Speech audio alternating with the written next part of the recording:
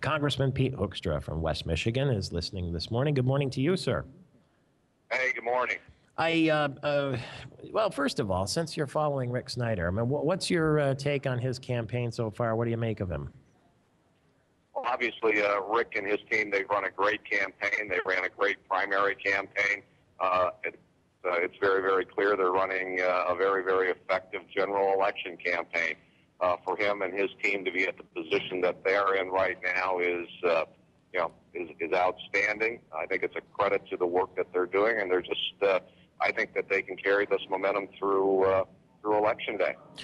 Do you think that any Republican that would have won the nomination here in Michigan would have that 24-point lead? I think clearly all the circumstances in Michigan point that a Republican candidate would be doing well. Whether they would have had the kind of success that Rick is having right now, I just don't know. I think Rick's the nominee. Rick's running a great campaign, and he's just got to keep it up. And I think that he's got the team and the talent to do it. I want to talk to you, if I can, for just a second here about this extension of the Bush tax cuts. The big argument is that the Republicans are saying, we'll extend them for everyone. And the Obama administration says, not if you make more than $200,000 or if you're a couple more than $250,000. You're going to be exempted if we extend that tax cut.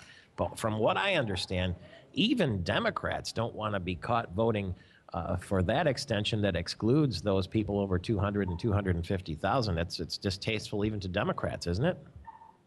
Oh, it really is. I mean, these are no longer the Bush tax cuts. This is current tax policy in America. Actually, some of the Democrats are actually trying to rename these tax cuts if they're extended and call them the Obama tax cuts. But the bottom line is a lot of the Democrats, I think, I'm not sure if we're up to 15, 20, 25 Democrats in the House have already said that they want to extend the current tax policy because they're looking at it and they're saying, we don't want to raise taxes on anybody beginning in January. So, if we don't extend these current tax policies, there will be tax increases. And they're just saying increasing taxes at this time is a bad idea. Increasing taxes on anybody right now is a bad idea. Yeah, reversing a tax cut essentially is a tax increase for those people making $200,000 or $250,000 more. But aren't those the ones that are creating the jobs too? That's why we're getting a lot of Democrats who are coming on board and saying let's not raise taxes, because a lot of these people, they may file as individuals, but they're small business owners, and so when we increase taxes on them, it's money that normally these individuals probably would have taken and invested into their small business, their medium-sized business. And so I think there's a real possibility. I don't think it's going to happen before the election because I think the president would lose on this. I think all of the current tax policies would be extended. So I don't think there'll be a vote before the election. But I think that after the election, that vote will take place and all current tax policies will be extended. Oh, for everyone? I think so. I think that what the president wants to do in increasing, stopping the current increasing taxes for current people making more than $200,000, he's going to lose on that. He's not going to get the support of the Democrats to extend or to change that tax policy. Okay. Can you stay with us after the break? I just have another question to ask you, and I want to congratulate you, too, on getting the American Freedom Award from the American Association of Christian Schools. That was a nice nod. Okay. I will stay with you. Congressman Pete Hoekstra, the Republican from West Michigan, back in 4 minutes, and we are going to talk about his appearance yesterday at this event that sort of a study now that talks about the nature of Islam and terrorism. We'll be back in 4 minutes. It's Michael Patrick Shields at the West Michigan Policy Forum, brought to you by Blue Cross Blue Shield of Michigan. Now live on radio and television from the 2010 West Michigan Policy Forum, joined on stage here with our regional president, Matt Hanlon from Citadel Broadcasting. Nice to have you here, sir. Good morning, Michael Patrick. I know that you know Congressman Pete Hoekstra. He's on the other end of our line with us this morning. Good morning, Congressman. I will yield to you. Hey, good morning. Yeah, Michael, thanks for being here. Thank you. We have a stage and Klieg lights, and we're in the Sekia lobby at Devos Place, and it's quite a scene. It's going to fill up here shortly. Yeah, lots of other business celebrities. In fact, Ambassador Secchi will be here later, so I want to Yeah. talk to you in a minute about your He's relationship all over the agenda, I saw. with Yeah. him. Yeah. Congressman Hoekstra, I saw this, that yesterday you were to appear with Representative Michelle Bachmann and Representative Trent from Arizona at the revealing of a report that sort of has a second opinion on President Obama's assertion that terrorism is a product of violent extremists and not of Islam proper. Is that what, did that happen yesterday? Yes, it did. What'd you say? Oh, I thought I've not gone and read the entire report, but this is where Frank Gaffney and a group of experts, including former director of the CIA, Jim Woolsey, presented what they call a Team B approach and view of the threat from radical jihadism. There's the approach that the president has taken, and they said, hey, it's appropriate to have another look at the role of Sharia, at the role of radical Islam, radical jihadists, and the threat that we face.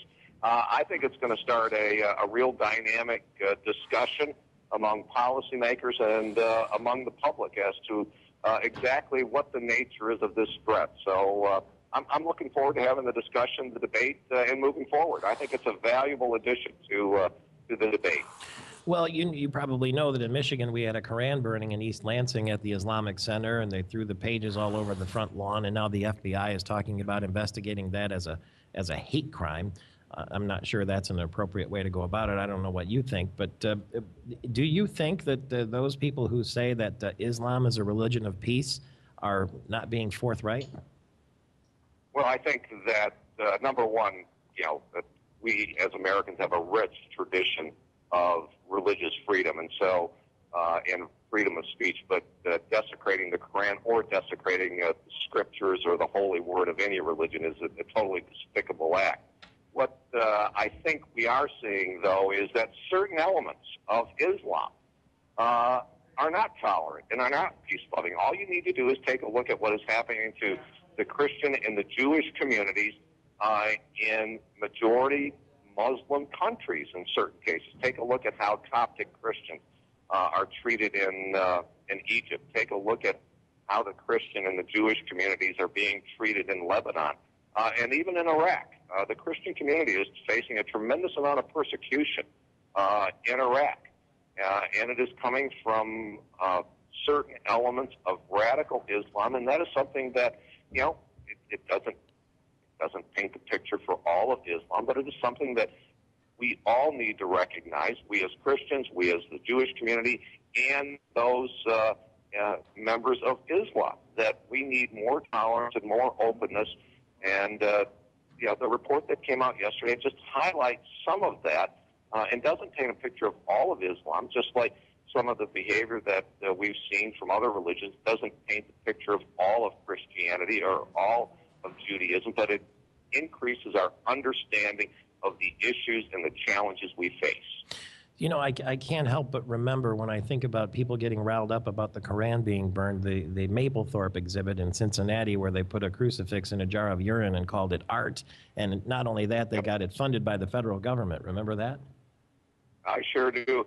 The other thing that you've got here, Michael, is people have forgotten it was only about a year and a half ago that the U.S. military destroyed Bibles in Afghanistan. And I think this was under the watch of when General Petraeus was head of CENTCOM.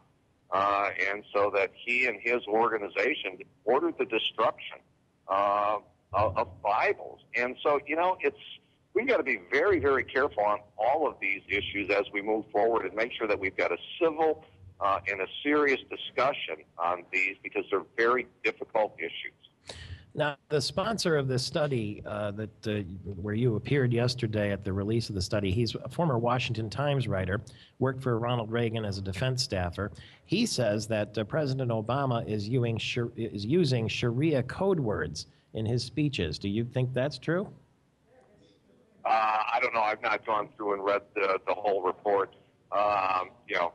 We'll go through it and take a look at this at all parts of it. But the important thing is this thing is now out there. It's available on the internet. All policymakers can have access to it, as can the general public. And I would encourage people to to go take a look at it. I will get you the email address if you want to give that, or the website address later today if you want to give it to your listeners so they can take a look at this report. I see it as shariathreat.com. ShariaTheThreat.com. Right. ShariaTheThreat.com. He also says that Hezbollah is training on the U.S.-Mexico border. Is there any reason to think that's true? Oh, I think just about anything is possible right now on the U.S.-Mexico border. The violence and the lack of civil law in northern Mexico, it's a huge, serious issue. I wouldn't be at all surprised to see Hezbollah working in that part of Mexico. Are you surprised to see that Congressman John Dingell, longest-serving member of the House of Representatives, is in a dead heat right now with somebody called Dr. Rob Steele, a 52-year-old cardiologist from Ann Arbor? John Dingell's he's won 27 times and always received 65% of the vote or more. What does that tell you? Oh, I tell you, I think after you take a look at the election results on Tuesday, what happened to someone like Mike Castle in Delaware, I think that long-term incumbents on both sides of the aisle, Republicans and Democrats, need to be very, very, very concerned about where the electorate are today. I saw Mr. Steele yesterday. I've seen him on the campaign trail. This is a very knowledgeable individual. He's a very talented individual. I think he's running a great campaign. I think that there's a solid reason why John Dingell is in trouble. It's because of some of the policies that he and the Democrats have advocated for and put into place, under the Obama administration.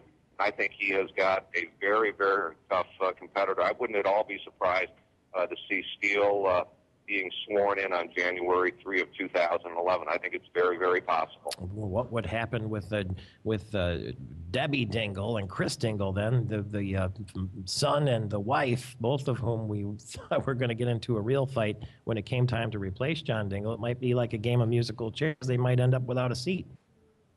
That's exactly right. I think, voters clearly they are angry. They are looking for change. And there would be no more significant signal that Congress has changed and that there is a new day if we had Congressman Steele on January 3 and we had former member of Congress John Dingell on January 3. I think it's very, very doable and possible. I think it's a race to watch. Do you know what you're going to do next when you leave office? I've got really no idea at this point. We're looking forward to it eagerly. I think there's going to be lots of possibilities out there. I'm very limited in what I can do in terms of talking to individuals and organizations about employment until actually my time in Congress ends. But we're having some preliminary discussions of what the possibilities might be: joining a think tank, doing some teaching, maybe being on some corporate boards. But those are the kinds of things that we're looking at right now. Don't rule out broadcasting, Congressman. Yeah, no, that's right. We may. Michael has like 8 weeks of vacation. As well. Right. Thank you very much. Keep in touch with us, will you, sir? Absolutely. Good talking to you. Have a great day and have a great time.